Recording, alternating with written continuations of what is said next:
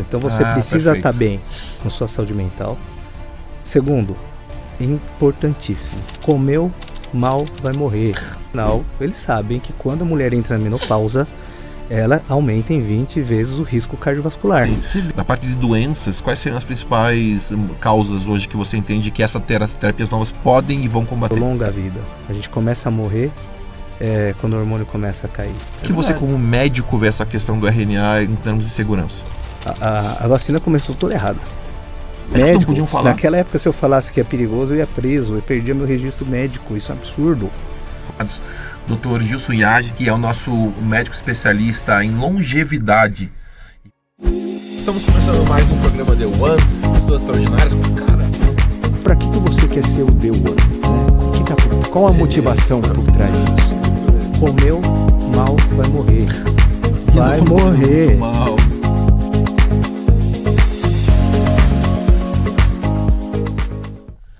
Olá, queridos amigos, tudo bom? Eduardo Almeida, da The One, Pessoas Extraordinárias. E hoje, falar em pessoas extraordinárias, é nosso exercício sempre trazer pessoas que se destacam. E hoje eu trouxe uma pessoa meio fora da curva, num padrão diferente do que vocês estão acostumados, Dr. Gilson Yagi, que é o nosso médico especialista em longevidade.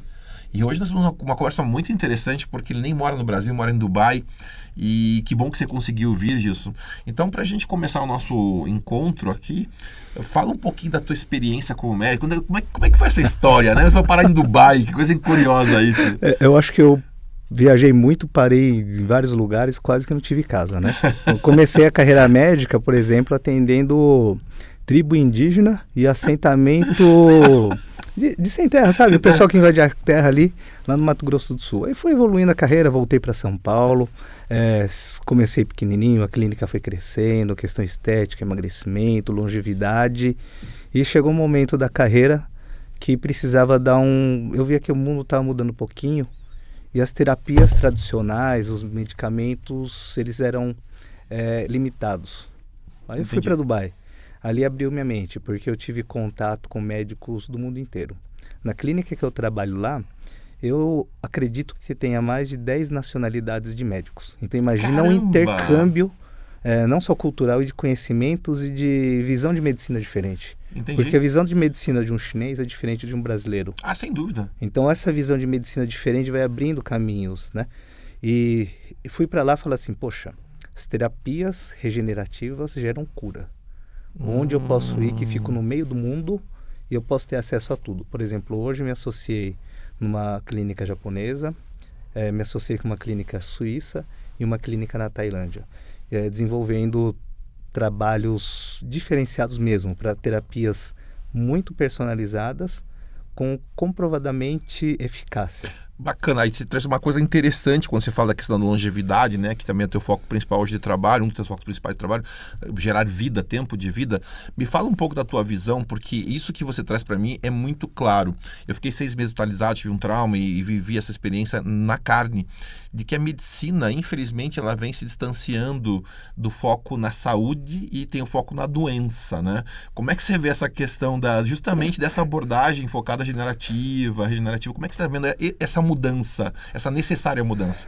Eu acho que para mim, nunca mudei disso, porque eu sempre foquei, para você que é paciente, assim, eu não gosto de tratar doente, eu quero que ele fique saudável. Entendi. Então eu trato a saúde do meu paciente para que ele viva muito mais. Então, as terapias tradicionais, vou falar do que eu aprendi aqui, alopáticas, ela espera o paciente adoecer para que se institua uma terapia. O que eu acredito como medicina, eu não quero que você fique doente. Perfeito. Eu quero que você viva até 120 anos, mas eu quero que você viva 120 anos na plenitude. Aí começa na saúde mental e vai terminar na unha do pé. Essa é a minha visão de medicina. É a visão sistêmica do ser humano, né? Sim. E eu acho que é muito curioso, porque mesmo, você veja como isso está em toda a área de saúde como um todo. Uma aluna minha, que é psicóloga, ela foi fazer um mestrado na Federal do Paraná, posso até citar o nome, sobre felicidade. Mestrado. Que legal. Não aceitaram. Não aceitaram. Eu tô falando de 2022, cara. Não, isso não é tema para abordar. Poxa. Temos que abordar doenças psicológicas. Então, você vê a felicidade pela ótica da psicologia naquele momento, 2022, não era ainda um tema sério. Então, e aí eu vejo isso na psiquiatria, vejo isso na medicina como um todo. E aí você trouxe um ponto que eu achei muito legal na nossa conversa prévia, que é o fim da morte, né? Quer dizer, essa questão da gente poder trabalhar pela primeira vez, talvez na história da humanidade, um olhar de uma vida, se não eterna, de longa duração. Como é que você vê essa questão da mortalidade como algo que a medicina está tratando agora para extinguir? Tá bom. Vamos falar de medicina e depois eu vou falar da pessoa como um ser que tem responsabilidades, né? Hoje nós temos tratamentos regenerativos. Então a gente vai começar falando de terapia celular, que envolve célula-tronco, tanto autóloga como a célula-tronco que provém de células embrionárias. Existem fontes éticas e não éticas. Eu só trabalho com fonte ética, claramente. Entendi. E nós temos também terapia gênica, que é como se fosse uma tesourinha que vai reparar o seu DNA. Ao redor disso, que é muito bem feito aqui no Brasil, existe a tal da medicina integrativa, que todo mundo bate em cima. Ela vai cuidar do seu intestino, das reações inflamatórias, melhorando o ambiente do organismo em geral. Essa medicina, ela muitas vezes usa os alopáticos, só que usa os alopáticos de um jeito mais focado para a longevidade. Por exemplo, os probióticos. Eles usam isso para diminuir a inflamação intestinal. Que é uma das grandes causas dos problemas que a gente tem, né? Eles usam, nós usamos, também faço, claro, vitaminas, nós usamos minerais para que equilibre o seu corpo, porque lembra, é um ambiente. Claro. Inclusive, quando você tem uma inflamação intestinal de baixo grau, liberando fatores inflamatórios, você piora. Você que tem depressão, o intestino sim tem influência num transtorno depressivo, pode piorar. Às vezes você tem uma falta de hormônio e você simula depressão. Milhares e milhares de pacientes eu já tratei depressão dando hormônio. E o pessoal ainda fala mal, fala, não, dê hormônio, o hormônio é do mal, vai matar, dá câncer. Pois é, cara. Quem disse? Mas vamos voltar para uma medicina diferenciada. Falando de medicina regenerativa, o nome já fala, a gente trabalha para que conserte aquilo que está estragado. A gente regenera. A gente pode falar que é uma terapia celestial, porque a gente não usa nada que é a criação humana. A gente usa o que é a criação de Deus, que é a célula. Perfeito, faz sentido. Quer dizer, você está usando, na verdade, um recurso que já é do próprio organismo, né? Que está dentro e acho que você trouxe uma questão importante quando você fala de câncer, por exemplo, que a gente sabe, que você pode trazer mais informações para a gente, que essa questão da ambiência do organismo é um dos grandes causadores do câncer, né? A genética e a ambiência, como é que você vê essa relação da genética e da ambiência? Tá bom, todo mundo, né? Vocês aí estão escutando epigenética a todo momento. Isso. Epigenética, né? Isso, exatamente. Se usa epigenética de uma forma esquisita hoje. Mas vou falar diferente aqui, não vou nem falar o nome, mas é epigenética. Nós nascemos com algumas tendências. O seu gene lá está programado. Pode ser que você tenha câncer, pode ser que você tenha Alzheimer, pode ser que você tenha qualquer tipo de doença. Mas a maior parte das pessoas vai deixar isso de forma latente. Entendi. Não vai manifestar. Não, algumas pessoas, por exemplo, têm um gene específico para câncer de mama. Dependendo do estilo de vida que ela vai tomar, gera e manifesta essa célula cancerígena. E ela, assim, o que eu posso falar? Que a mãe da doença está lá, guardadinha, que é o gene, só que precisa encontrar o pai. O pai que vai gerar isso vai ser o seu estilo de vida ruim, por exemplo, uma obesidade. Boa questão, excelente, né? E aí você traz um ponto importante também. Quais são hoje as principais causas de mortalidade natural, entre aspas, né? Porque mortalidade pode ser por acidente, mas assim, da parte de doenças, quais seriam as principais causas hoje que você entende que essas terapias novas podem e vão combater? Tá, vamos lá. As primeiras causas, a primeira e a segunda causa de morte mundial são causas de morte cardiovasculares, né? Acidente vascular encefálico e infarto agudo do miocárdio. Perfeito. Como que a gente faz isso? A terapia regenerativa, ela tem que agir antes. Se você tiver um infarto e morrer, eu não posso fazer nada por você. Mas antes de você infartar, eu consigo, através de terapias celulares, através de manejo de dieta, estilo de vida, não é que eu consigo, te providencio o ambiente, recursos, né? Para isso, para que você consiga consertar suas artérias. Opa, que interessante. Então, a artéria geram uma falta de fluxo sanguíneo no cérebro ou no coração, fazendo com que esses 2 órgãos, que são vitais para sua existência, entrem em falência. Perfeito. Então não chega comida, não chega oxigênio, você morre. Perfeito. E aí também, né, na questão do câncer, né, e aí vai me trazendo, porque eu sou um curioso, mas sou leigo. Então, uma das coisas que a gente vê bastante, você está falando comigo agora, está vendo você na outra entrevista na rádio, da questão da próprio câncer, né, que ele é regido. Hoje tem tratamentos que vão cortando o sangue da estrutura cancerosa. Sim, são vários. Como é que você está vendo essa questão justamente desse tipo de tratamento que tá fugindo um pouco? Porque a gente sabe, e aqui vamos falar abertamente, que existe um grande lobby da quimioterapia. Eu estava falando com um médico amigo meu, cardiologista, estava falando do lobby dos stents, né? Que é uma coisa absurda, assim, que é uma indústria multibilionária e pressiona muito o médico a tratamentos como stent, como quimioterapia. Como é que você vê alternativas para isso? Tem muita alternativa hoje, né? Os tratamentos, por exemplo, você que tem um familiar que tem câncer, faz quimioterapia. Não deixe de fazer quimioterapia, porque é um remédio comprovadamente que tem algum tipo de eficácia. Mas, em paralelo, existem vários tipos de terapias que têm muita eficácia e segurança. Por exemplo, a imunoterapia vai tentar, através do seu sistema imunológico, combater o câncer. Especificamente do que eu sei, tá? Que eu mexo. Vamos lá. Uhum.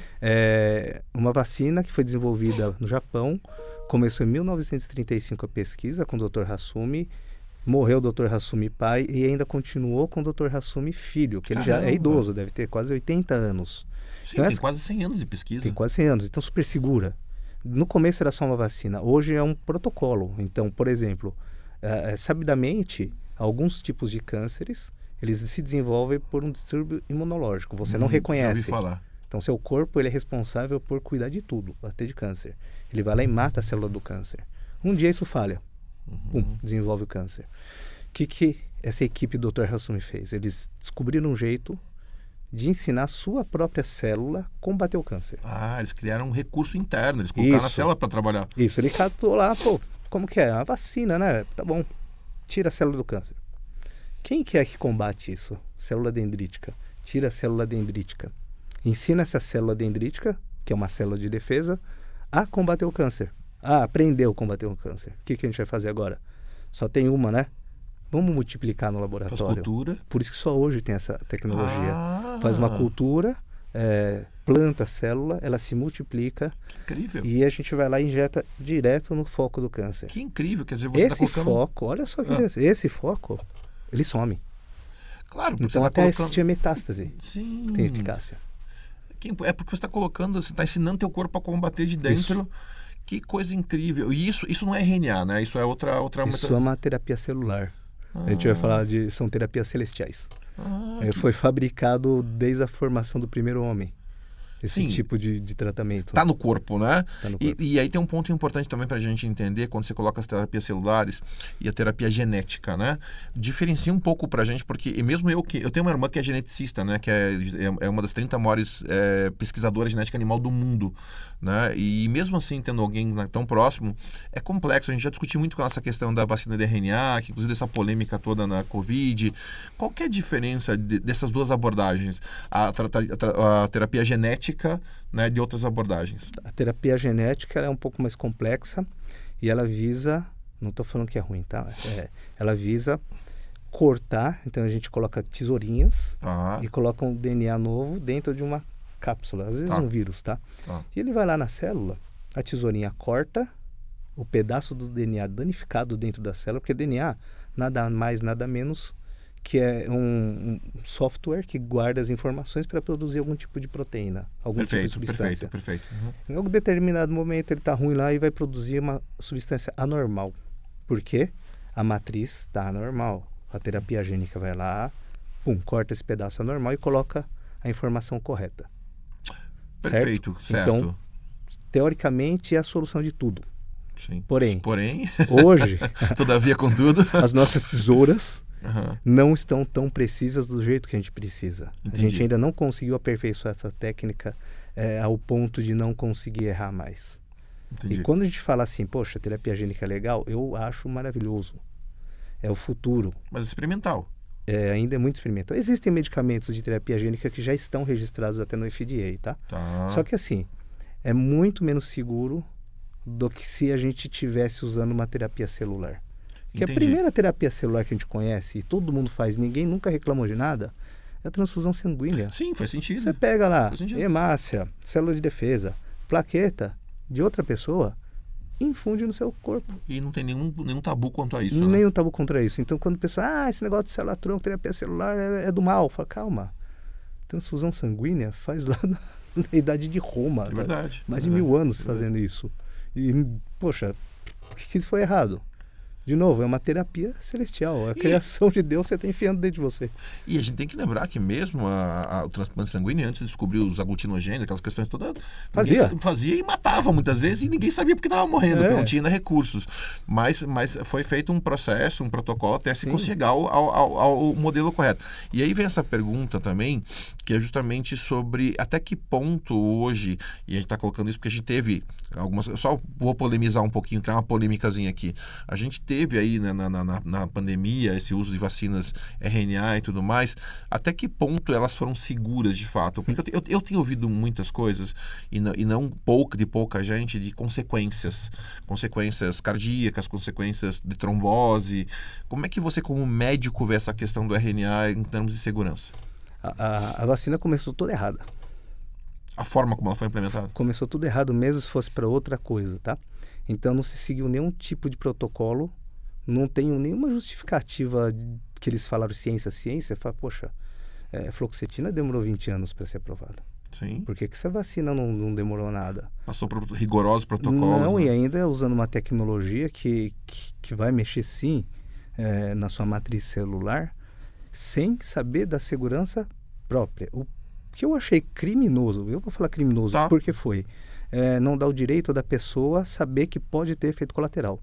A imposição, né? Isso, todo mundo que ia falar, olha, isso pode ser perigoso, era enquadrado.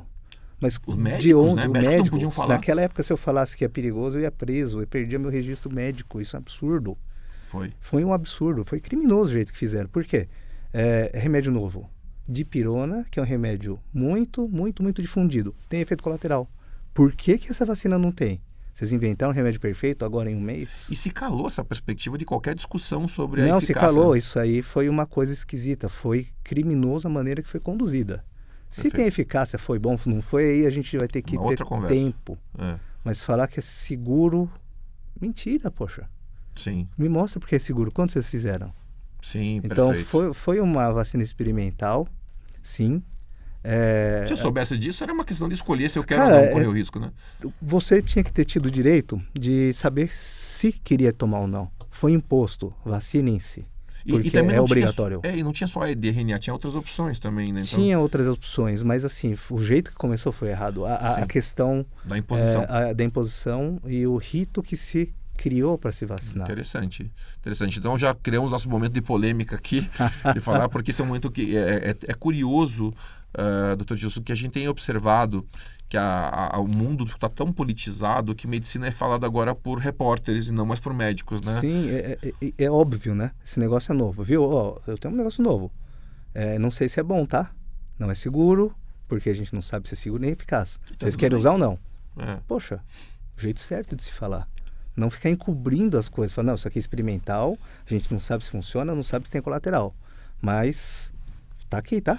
Eu lembro, recentemente estava vendo um documentário muito bacana sobre o George Washington, né? Quando ele estava atravessando lá para combater o último combate dele com os ingleses e deu um surto de varíola no acampamento. O que ele fez? Ele pegou e eles fizeram o que um médico francês fez. Ele fez incisões e pegou as pústulas da varíola e fez a primeira imunização. Massa. Mas imagina o tamanho do francês, do cagaço que o cara tava para ter que recorrer a um nível extremo desse. Mas naquele momento era tudo ou nada. Ou ele perdia todos os soldados de varíola, ou ele tentava algo que era experimental. Mas dentro da cultura de sei que estou correndo um risco. E aí que você estava falando. Às vezes, situações extremas podem impedir medidas extremas, mas a gente não pode fingir que a gente não sabe das consequências das medidas extremas. Foi uma calamidade pública, existiu pandemia, morreu muita gente, mas assim, se você olhar um número puro, se pôr para um matemático olhar, ele vai falar a mesma coisa. Fala, poxa, acho que não justificou o que foi feito. o que foi feito. A gente sabe que tem lobby aqui. Daí, voltando para o nosso tema principal, você está vindo para o Brasil pressionando governos também a trabalhar com essa questão da vacina. Como é que você vê? Porque o leigo, né, a gente olha aqui e fala, nossa, mas isso é muito caro, porque de fato é. Mas você estava falando do Hasumi, né? 100 anos de pesquisa. Quem que paga essa conta? Né? Então, é muito caro. Como é que você está vendo essa questão do custo, das políticas públicas? Como é que é para você essa visão? Tudo começa com o pessoal que... Eu vou falar para vocês aqui, para vocês entenderem, porque o cara lá, só para rico, vamos lá. Tudo começa com alguém financiando. Então, por exemplo, a gente tem um medicamento caríssimo hoje e alguém vai usar. Porque se não tiver quem usa, esse medicamento vai ser extinto. Claro. E vai ser jogado na gaveta e ninguém mais lembra. Morre Dr. Hasumi 1, 2, 3, 4, e não acabou, não aconteceu nada. Felizmente, algumas pessoas ainda vão lá, pagam um tratamento que é caríssimo, e eles conseguem manter uma pesquisa. Claro que os médicos de lá, a clínica tem que existir, então já se sustenta. Por outro lado, eles criou uma tecnologia que pode salvar muitas vidas. Sim. E aí entra um papel muito importante da saúde pública, do gestor público, do governo, seja quem for, para trazer isso para a população. Porque se a gente pensar mesmo em dinheiro, vamos falar assim, claro. É mais barato cuidar desse paciente com quimioterapia ou fazer esse tipo de tratamento? É mais barato a gente bancar ele todo ferrado por 10 anos ou promover uma cura? Verdade. Então, assim, eu vejo coloca na balança, né? Que essas tecnologias elas se desenvolvem primeiro alguém bancando e depois a gente tem essa possibilidade que eu acho que é muito importante a gente colocar para todo mundo ter acesso, porque eu sei que tem gente que está me assistindo que tem câncer, gente que está aqui assistindo e vai ouvir que a mãe, o pai, algum parente tem o câncer e eles acham que não tem solução. E eles começam a procurar na internet e falam, putz, achei isso aqui. Começa a ficar com raiva, porque, poxa, o custo o pobre só se ferra, o pobre só se lasca, o rico fica vivo e o pobre morre. Infelizmente ainda acontece, só que se a gente olhar os números que nós temos em gastos de saúde pública, justificaria. Com certeza temos recursos para trazer esse tipo de tratamento para o Brasil. A questão das escolhas. E aí, para vocês que também são leigos como eu, você pensa assim, eu brinco com as pessoas para economia básica, né? Você tem um restaurante que custa R$500 mil por mês. Aí você tem 10 clientes que vão entrar para comer. Esses 10 clientes vão ter que pagar R$500 mil. A cada prato vai sair uma fortuna. Sim. Agora, se a gente tem 10 mil clientes que vêm comer todo mês, essa conta ela vai ser repartida por 10 mil clientes. Então, hoje a gente está numa fase que muito pouca gente ainda está financiando. Na sua visão, hoje, se fosse para colocar políticas públicas direcionadas para um tratamento específico, qual seria ele? Seria uma vacina? Seria qual tratamento? Eu acho que se fosse direcionar só para um lugar, seria para medicina preventiva. Tá. Porque, por exemplo, se eu consigo providenciar um tratamento regenerativo para a população como um todo, não é que vai sumir a doença. Sim, mas o final de tudo, a história vai ser a morte da morte. Uhum. A gente está trabalhando para isso. Então a gente consegue evitar Alzheimer, a gente consegue diminuir o paciente... o número de pacientes na hemodiálise, claro, que é um custo gigante. E para benefício nenhum. Não é custo só financeiro, claro, viu? Nossa. É o custo humano, né? Humano, que a gente coloca o custo é alto. É dinheiro? Também. Mas o custo de você ficar lá preso na máquina... sempre tem gente que tem aqui, todo mundo conhece alguém que fez diálise. Ficar preso na máquina. Passar mal antes, passar mal durante e passar mal depois. E 3 dias, 4 dias na semana? Você fica preso, você não tem mobilidade, você fica quase que um refém da situação. Não é que o tratamento é ruim, tá? Sim. É o que nós temos hoje. Mas o principal... O custo-malefício dele é altíssimo. Não deixa ele chegar ali. Não deixa ter amputação. Não deixa infartar. Não deixa ter o AVC. Não deixa ter o câncer. Vamos agir primeiro. Saúde, né? Foco na saúde. Isso é barato. Sabe o que é curioso? Eu fui, antes num período que eu estava adoentado, eu fui superintendente de uma empresa fui diretor executivo de uma empresa de software que fazia gestão de planos de saúde. Olha que curioso que você está trazendo para mim. Porque uma coisa que me chocou muito que a ONS, ela começou... A ONS não, perdão. No Brasil começou a se cobrar dos planos de saúde a tal da medicina preventiva. O que era curioso? Nós tínhamos um software que conseguia ver quem ia desfechar. Então era muito bacana, com grau de precisão incrível. Assim, você via, esse cara vai desfechar, trata ele. E aí, as operadoras contratavam o software para dizer que tinham. Só que olha a contradição, e aí eu quero até um pouco dessa tua visão. Por um lado, o cara que era o presidente da Unimed, ou seja, qual fosse, ele era presidente da Unimed, mas ele era cardiologista. Então, por um lado, ele quer operar. Do outro lado, ele quer salvar. Então, como é que você entende hoje, fora aspecto ético, o mercado, ele tem hoje uma pressão, quer dizer, porque prevenção, ela é muito importante, mas a medicina paliativa, no caso, ou a medicina pós-trauma, pós-desfecho, ela é um mercado multimilionário. Como é que você vê esse interesse político de fazer isso acontecer? Como todo mercado. Então, tem os líderes de mercado, tem os cartéis, tem as pessoas que dominam. Então, por exemplo, você tem lá 5, 6 farmacêuticas que injetam no país trilhões de dólares por ano. Por um lado, o governo não quer perder isso. Claro. Por outro lado, as pessoas que trabalham têm emprego. E lógico, o dono, o controlador da operação toda também não quer perder o mercado. Claro. Se a gente começa a diminuir o cliente dele, eu estou falando lógica de mercado, não estou falando que existe isso oficialmente, tá? Sim. Mas pela lógica de mercado, se a gente curar todo mundo, acabou esse mercado. E o que a gente vai fazer com tanto investimento? Então, eu creio que existe sim um lobby. Eles não batem na porta do nosso consultório da forma que todo mundo pensa, tá? Viu? Agora você é nosso aliado. Tem metas pra cumprir. Vamos cumprir. Não, eles vão diferente. Eles vão, por exemplo, extente, começa a fazer um congresso bonito, mostrar aquilo como resolvedor de tudo. E a gente vai vendo que existem sim artigos científicos publicados em revistas de referência tendenciosos. Claro. Então, quando você fala, a ciência diz que, lê direito, vê o que está acontecendo, porque o papel aceita qualquer coisa. Vamos lembrar só um fato desse, que isso foi comprovado, até que teve um filme que é o Informante, né? Que a indústria tabagista financiava médicos para dizerem que era inconclusivo se cigarro dava câncer. Eu sei disso. Durante décadas, os médicos, estudos científicos mostram que é inconclusivo se cigarro é gerador de câncer, de efizema. Isso. E durante anos isso foi notório, até que o cara dentro da indústria da tabagista foi lá e botou a boca no mundo. Um cientista que eram os caras que controlavam lá, falou, cara, isso é tudo pago. Então a gente vê isso aí. Eu não imagino que isso, não posso afirmar, mas eu não imagino, a palavra que eu imagino, que isso tenha terminado. Se modificou muito o mundo, então isso é feito talvez de forma mais velada, sutil. O convencimento para o médico é de outra forma. Ninguém bate na porta, viu? Vamos assinar um contrato aqui. Não são coagidos a fazer agora isso. Você faz parte do meu exército, da indústria farmacêutica. Não existe. Só que é coagido na forma de conhecimento. Porém, eu tenho um amigo meu que ele é representante, ele é vendedor de indústria farmacêutica, e a guerra lá na farmácia por ponto de venda, mas é um troço bizarro. Eles têm milhões de investimento para poder justamente convencer o paciente a comprar suas marcas que não são genéricas. Aí, indo para um caminho interessante também dessa parte, que está muito bacana a conversa, quais são hoje as principais doenças que a gente tem, que a terapia genética, todas essas terapias podem ajudar a curar ou mitigar? Quais são as principais que você hoje entende? A gente vai falar assim, começa com tudo. Nós vamos... dá pra tratar tudo. Ao teto, dá pra tudo. Na queda de cabelo, a unha cravada. Isso é verdade. O melhor tratamento para queda de cabelo hoje é baseado em célula-tronco, né? Mas vamos resumir um pouquinho para ficar mais interessante e um pouco mais, vamos falar assim, útil, né?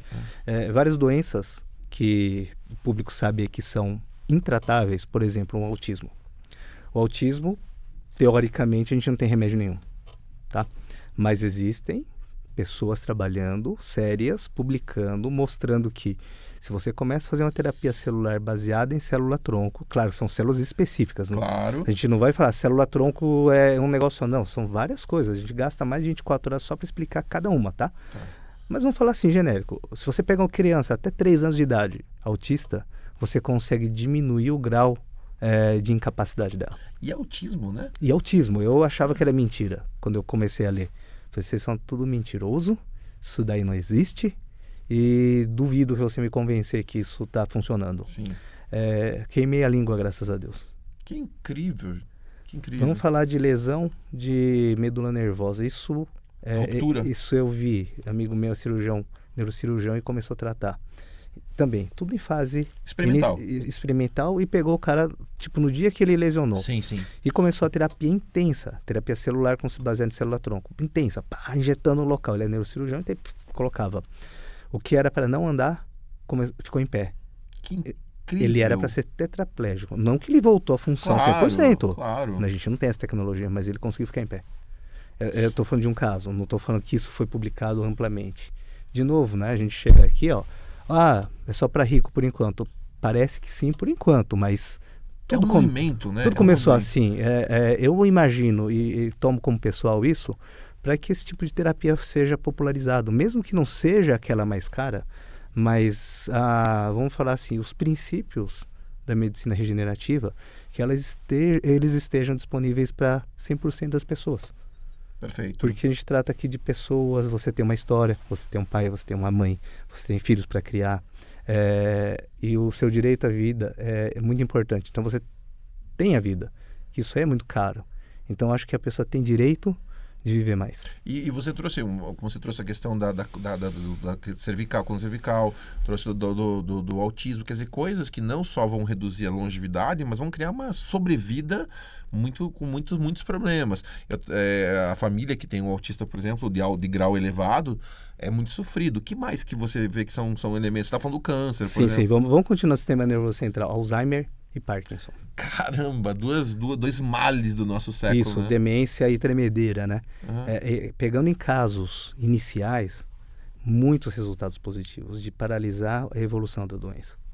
Porque é isso, né? A gente tem visto alguns estudos aí sobre justamente essa questão de... aí bacana saber que está aqui, nesse olhar, vai ter esse potencial. De pessoas que, através de tratamento, não sabia quais eram, estavam conseguindo segurar a evolução da doença. Então, é essa abordagem. Sim. É lógico que eu estou falando da terapia celular, mas a gente cria um ambiente inteiro. Eu falei da vitamina, eu falei do intestino, a gente faz toda essa abordagem, só que o tempo principal do tratamento é uma terapia celular. Terapia celular quer dizer, eu estou falando da célula-tronco. Perfeito. Tá? Aí, sim, a gente tem resultado. Imagine que é fazer uma coisa só uma vez, dose única. Dose única é só morrer.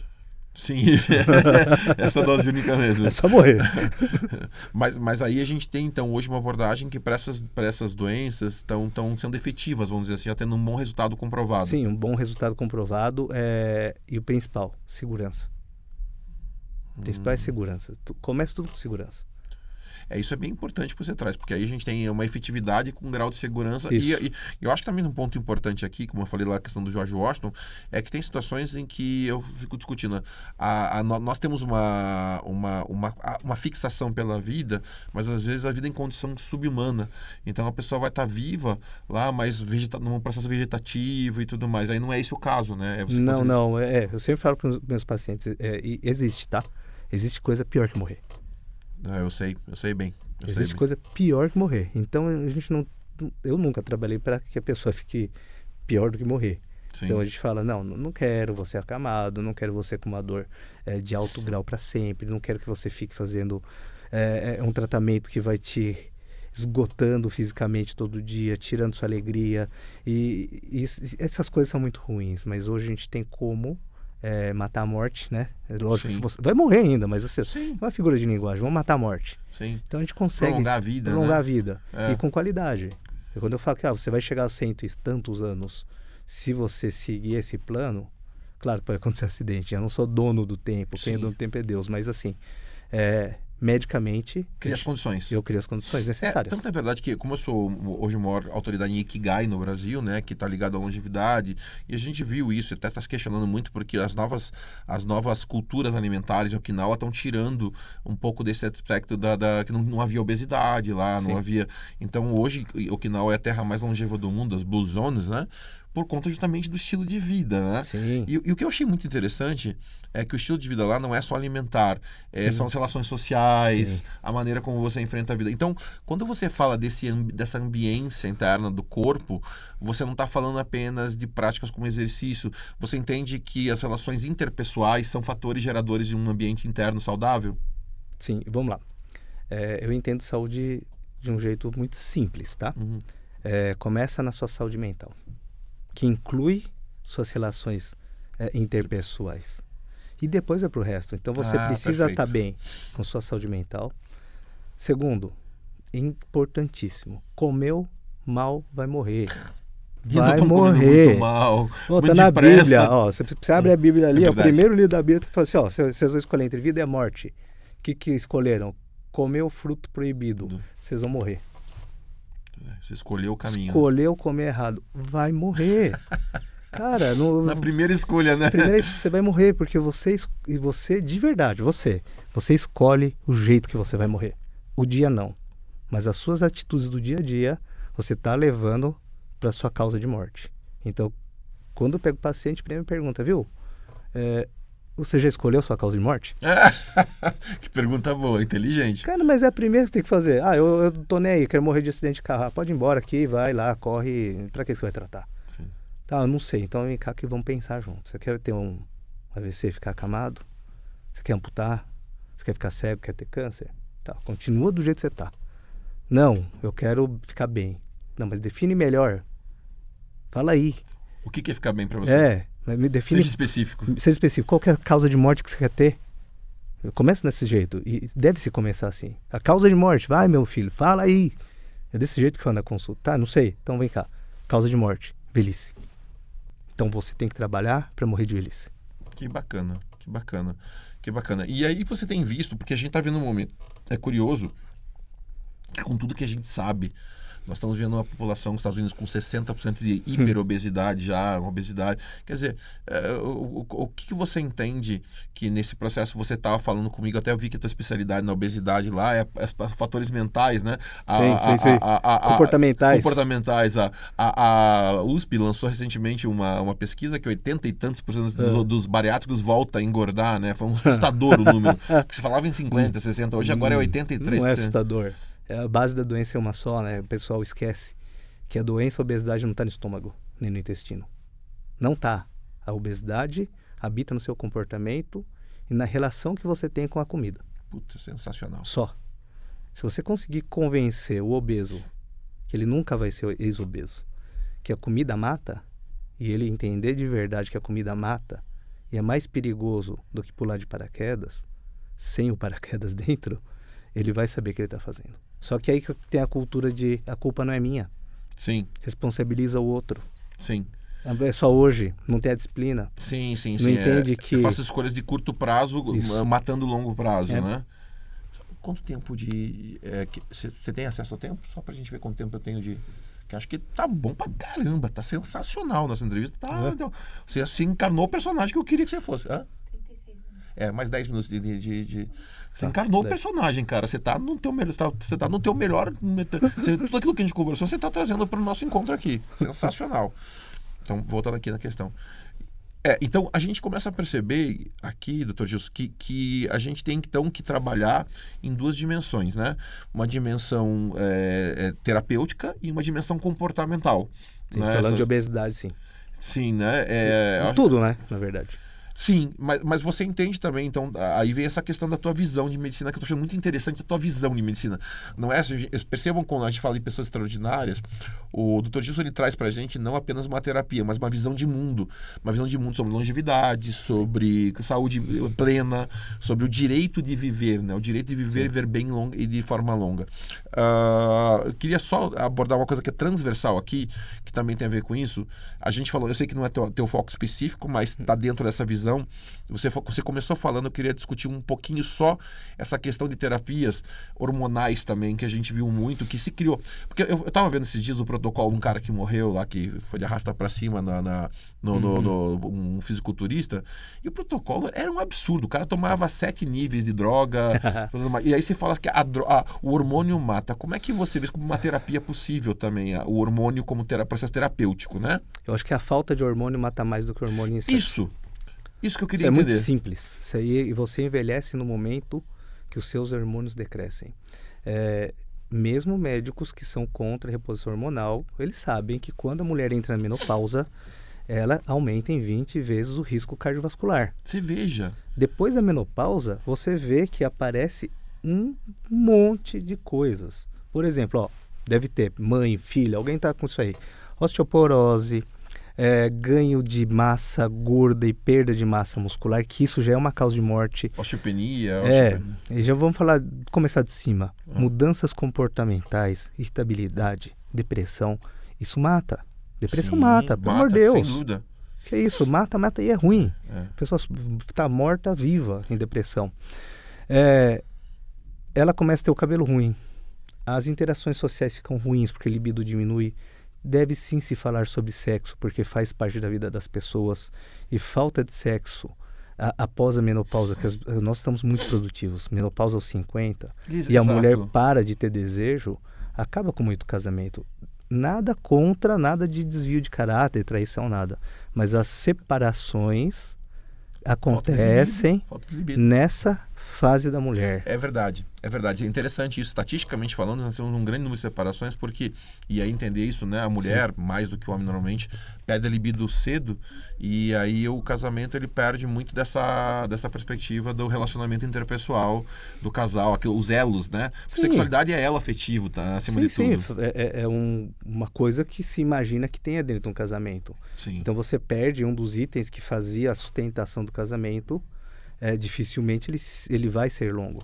Perfeito. E aí, se a gente for falar da questão hormonal também como tratamento aqui dentro da tua abordagem, né? A gente identifica uma coisa que antes não tinha, que também era muito do Arno, aquela coisa, fora os abusos das drogas, que acho que foi essa questão sim. Acho que a cultura do fisiculturismo, ela criou um estigma porque ela abusou. Esse cara tomava, além de tudo, ele tomava diurético. Eu vi que ele tomava clenbuterol, diuréticos, tomava GH, quer dizer, era uma quantidade gigantesca. Eu acho que assim, o hormônio pode matar, mas demora. O que eu vi dessa prescrição, assim, o que provavelmente matou foi causa cardiovascular. E ele tinha medicamentos suficientes para causar uma morte por causas cardiovasculares devido ao uso de algum medicamento que acelerava o ritmo cardíaco, o clenbuterol. Se você usa diurético em excesso, você vai criar também outro problema intracelular no seu coração. Causa arritmia, causa parada cardíaca, aí você vai depletando seu potássio, então isso é um problema para o coração. Talvez a notícia certa era os medicamentos clenbuterol e o diurético causaram a morte do fisiculturista. Exato. Os anabolizantes demoram para matar, não estou falando que tem que usar. Não, eu entendi, é uma visão novo, conta a história direito. E assim, o cara tava usando doses cavalares. Isso. O que se toma, o cara comentou lá, o Musi, né? Paulo Musi, que falando assim, o que se usa terapeuticamente num ano, o cara usava num mês. Sim, muito mais do que no... Eu tenho muitos amigos fisiculturistas, profissionais de Mr. Olímpia. Eles frequentam minha casa, foram para Dubai, dormiram lá, inclusive. Eu sei dos protocolos dele. Que inclusive em Dubai, nos países dos Emirados, tem-se muito trabalho de fisiculturismo, né? Eles são malucos por isso. São malucos. Lá você acha qualquer tipo de medicamento lá, e de boa qualidade. Então, assim, que eu vejo, que eles falam, anabolizante. Cara, fala direito. Que tipo? Carne é anabolizante. Boa. Poxa, proteína anabolizante, cara, né? Faz a reportagem direito, né? O uso do medicamento esteroidal, o uso do clenbuterol, beta-adrenérgico, o uso do diurético, né? Mas aí, anabolizar, o whey protein é anabolizante. Sim, proteína no modo geral, né? Creatina é um suplemento que ele usava, só que eu passo creatina até para idoso. Isso, eu tenho ouvido passo falar para criança. Isso. Poxa, é perigoso? Não. O hormônio é perigoso? Bem usado, não. Eu já tratei com implante hormonal, que aí vai gerar polêmica. É do capeta. Não. É chip? Não é chip. É um comprimido que coloca embaixo da pele. Que vai soltando aos poucos. Olha só que eu já tratei com implante hormonal. Depressão. Faz sentido. E eu tirei todo antidepressivo. E com hormônio você E vale pergunta para essa mulher se ela quer parar de usar hormônio agora, em dose normal. Porque a vida dela tava um lixo. Não tinha libido. Tava triste. Chorava, não tinha energia. Cabelo ruim, pele ruim, ficando gorda. Dor em todo quanto é lado, perdeu a vontade de viver. Uma semana depois do uso de hormônio, outra mulher. E aí, faz mal? Essa é a pergunta. É que eu acho que a gente tem que tomar um certo cuidado, que aí acho que é o que a mídia não fala, que as pessoas que estão normalmente nesses problemas crônicos que são narrados, estão com doses absurdamente fora do padrão. Não é terapia, é um processo muito diferente. Não tem acompanhamento médico, fazem as coisas à revelia, com drogas. Outra questão importante também nesse segmento que você tem falado, essa questão terapia, de todas as terapias, com hormônios que não são biocompatíveis, né? Eu lembro que agora não é tão comum, mas na minha fase jovem, o pessoal usava hormônios de cavalo. Winstrol De cavalo. do frasco rótulo branco e vermelho. Isso, desenho de cavalo. E vinha de cavalo, Misturava e deixava guardado de qualquer jeito, usava a mesma agulha de novo. Isso, outra coisa que eu vi também, o pessoal que deu problema, num desses que teve problema que é conhecido, que tá com problema renal, o cara tava tomando creatina de cavalo, que é altamente tóxica para o nosso, nefrotóxica, né? Sim. Então, assim, você identifica que hoje, talvez, boa parte talvez desse mito ou dessa estigma que a gente tá vendo nessas terapias, ela vem do mau uso, da má informação, como é que você enxerga isso? Cara, eu vejo que tem razão quando fala de abuso, porque as pessoas costumam abusar. Imagina assim, você usando uma medicação que te transforma num super-herói, porque você fica com sua autoestima boa, muita força, energia sexual, engorda menos, sua autoestima sobe, porque testosterona dá essa sensação. Dá. Você vai querer usar cada vez mais. O bom uso prolonga a vida. A gente começa a morrer quando o hormônio começa a cair. É verdade. Começa a morrer. É verdade. Não tem um leão vivo com testosterona baixa. Boa. Ele morre quando baixa a Isso testosterona. é biocompatível? Olha, eu acho que biocompatível, sintético ou não sintético, o que importa é o medicamento. Quando a gente fala das testosteronas sintéticas, a diferença de uma bioidêntica seria o tempo de liberação. Sim. Então, o que importa mais é a molécula. Perfeito. E a potência da molécula, né? Tem potência de molécula que é 1000 vezes a testosterona básica. Perfeito. Então, o que você precisa no momento? Perfeito. Então, de novo, indicação clínica correta vai ter benefício. Muito bom, muito bom. Para ir para a parte final, eu queria que você falasse um pouquinho dessa tua experiência em Dubai, que isso é bem interessante, né? Um médico brasileiro que foi em Dubai. Hoje o Dr. Gil está se tornando uma das maiores autoridades globais, está trabalhando nessa direção, nessa questão da longevidade, está se formando como essa figura emblemática aí nesse centro. Como o Dubai te possibilita, você falou do convívio com os outros, mas a tua decisão para Dubai, o que você perdeu, o que você ganhou, né? Quais foram as perdas e ganhos que você teve nesse processo? Começa assim, o Brasil é o melhor país, é o lugar mais gostoso do mundo, as melhores pessoas do mundo estão aqui. Tá? O relacional do nosso é incrível, Isso, né? E assim, o clima, a comida, tudo é muito bom. Porém, a gente está muito distante fisicamente dos outros lugares. Quando você olha para o mapa, você vai lá em Dubai, você vê que ele se situa, de verdade, é o centro do mundo. Porque eu estou a 6 horas de qualquer lugar. Praticamente, né? Menos daqui.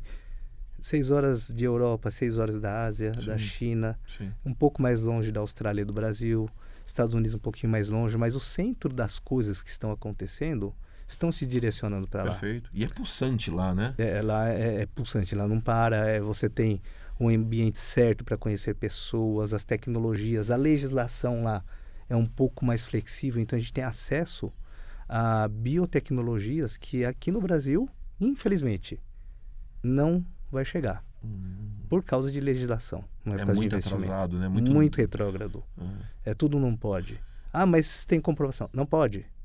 Fica quieto e não vamos discutir. Não pode. Eu já vi casos assim aqui. Cara, é quase tudo. Então a gente vai ficar refém para sempre da indústria farmacêutica e provavelmente essa terapia celular, você que está querendo fazer vai ter que sair do Brasil.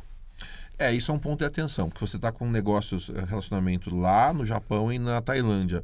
Na Suíça também. Na Suíça também, você veja só. E há uma tendência, você aí já começa a perceber uma dissonância aqui, porque do que as pessoas dizem, né? Você está também na Suíça e Japão, que são altamente rigorosos. Mas as pessoas têm a tendência de dizer assim, porque Tailândia é terra sem lei, porque Dubai é terra sem lei. Como é que é a tua visão sobre isso? Se você roubar lá, você vai ser preso. Se você for traficante lá, você vai ser morto. Então não é exatamente assim, né? Se você matar, vai morrer. Então, acho que não tem sentido que é terra sem lei.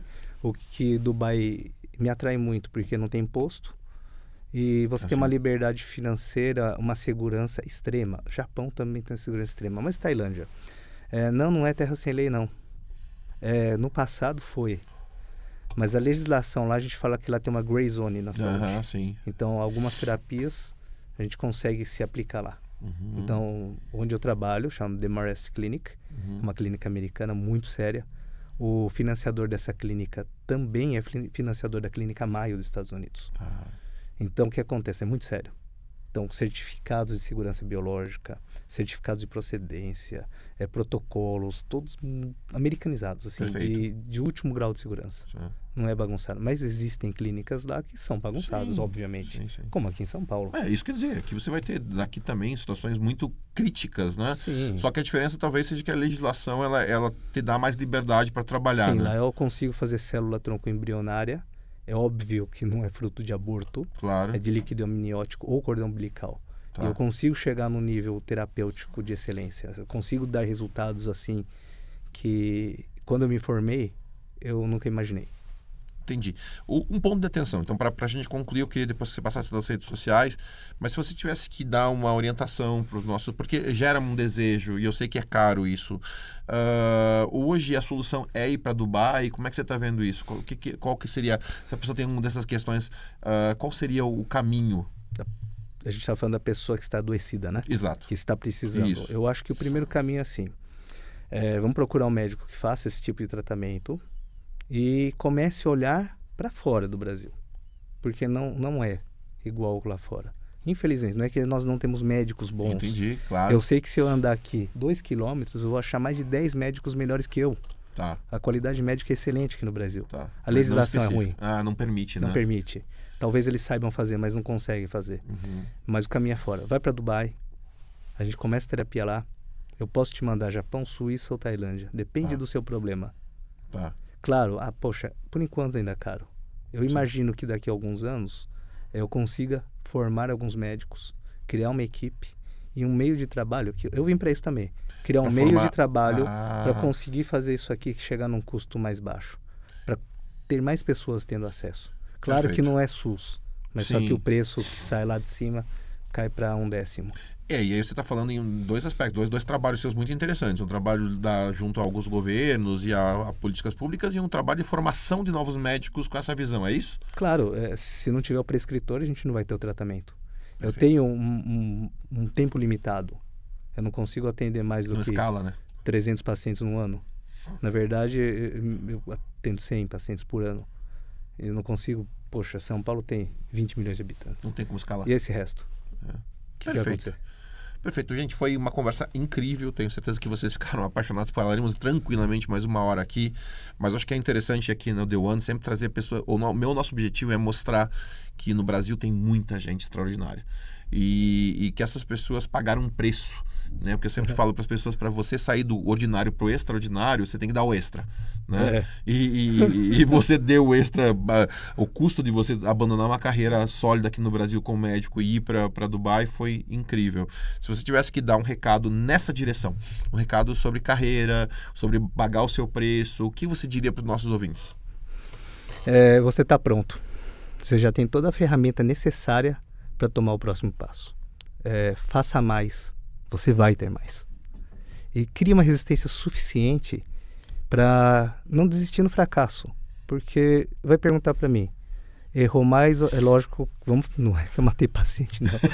Erra mais ou acerta mais? Erra mais. Sim. Só que você vai acertar. Você está em busca, né?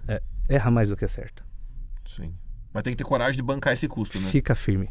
Vai dar certo. Que legal, meu caro. Puxa, muito obrigado. Suas redes sociais, Instagram. Vamos lá, Dr. Gilson Hiroshi. Eu acho que é melhor se você puder escrever, porque é nome japonês. Tá, né? Hiroshi, tá. Eu ponho na legenda. Coloca ali que eu demoro, mas às vezes eu respondo sim, tá? Essa agenda também não é simples.